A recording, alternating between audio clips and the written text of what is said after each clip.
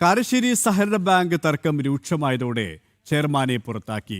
KPCC bank ഭരണം അട്ടിമറിക്കാൻ CPM-മായി ഗൂഢാലോചന നടത്തിയത് ആരോപിച്ച് NK അബ്ദുറഹ്മാനെയാണ് കോൺഗ്രസ് നേതൃത്വം പുറത്താക്കിയത്.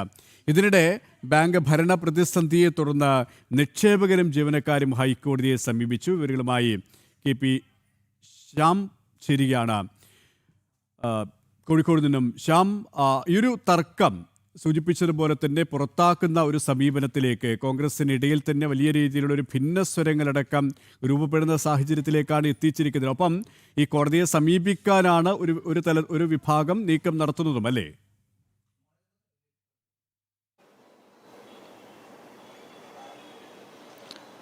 സുരേഷ്, 2.5 പതിറ്റാണ്ടിലേറെയായി UDF ഭരിക്കുന്ന കോഴിക്കോട് മുക്കം സർവീസ് സഹകരണ ബാങ്കിൻ്റെ പ്രതിസന്ധി ഇപ്പോൾ നിലവിൽ രൂക്ഷമായിരിക്കുന്ന ഒരു സാഹചര്യമാണ് ഉണ്ടായിരിക്കുന്നത്. കഴിഞ്ഞ ദിവസങ്ങളിലെല്ലാം തന്നെ അർദ്ധരാത്രിയോടുകൂടി തന്നെ ജീവനക്കാരുടെയും ഇവിടുത്തെ ഉദ്യോഗസ്ഥരുടെയും യൂസർ ഐഡിയും ലോഗിനും ഉപയോഗിച്ചുകൊണ്ട് ഇത്തരത്തിൽ ബാങ്ക് സോഫ്റ്റ്വെയറിലെല്ലാം തന്നെ മാറ്റം വരുത്തിക്കൊണ്ട് 800-ലധികം നിക്ഷേപകരെ കൂടുതലായി ചേർത്തുന്നുള്ളൊരു പരാതി വ്യാപകമായി ഉയർന്നൊരു സാഹചര്യത്തിലുണ്ടായിരുന്നു. തുടർന്ന് ബാങ്കിൻ്റെ ഭരണം അഡ്മിനിസ്ട്രേറ്റീവ് ഏറ്റെടുക്കുകയും സഹകരണ വകുപ്പ് ഈ അഡ്മിനിസ്ട്രേറ്റീവ് ഭരണസമിതി ഏറ്റെടുക്കുകയും നിലവിലെ ബാങ്കിൻ്റെ ഭരണസമിതിയെ പിരിച്ചുവിടുന്ന ഒരു സാഹചര്യം കൂടി ഉണ്ടായിരുന്നു. തുടർന്ന് നിക്ഷേപകരും ഒപ്പം തന്നെ ഡയറക്ടർമാരും അടക്കമുള്ളവർ ഇതിനെതിരെ രംഗത്ത് വരികയും എല്ലാം ചെയ്തു. തുടർന്ന് KPCC നേതൃത്വത്തിന് മുൻപാകെ ഈ പരാതി എത്തുകയും ചെയ്തു. KPCC അംഗം കൂടിയായ ബാങ്കിൻ്റെ ചെയർമാൻ NK അബ്ദുറഹ്മാനെ ഇന്നലെ രാത്രിയോടുകൂടി തന്നെ KPCCയുടെ ഇടപെടലോടുകൂടി തന്നെ ഇത്തരത്തിൽ പുറത്താക്കിക്കൊണ്ടുള്ളൊരു സർക്കുലർ ഇപ്പോൾ പുറത്തിറക്കിയിരിക്കുകയാണ്. ഇന്നലെ രാത്രിയോടുകൂടിയാണ് KPCC അധ്യക്ഷൻ സണ്ണി ജോസഫ് ഇക്കാര്യം ഈ സർക്കുലറിലൂടെ വ്യക്തമാക്കുകയും ചെയ്തത്. ഇതിൽ പ്രധാനപ്പെട്ട ഒരു കാര്യമെന്ന് പറയുന്നത് ഈ ബാങ്കിൻ്റെ ഭരണസമിതി 2.5 പതിറ്റാണ്ടായി UDF ഭരണത്തിലാണ്. നിലവിൽ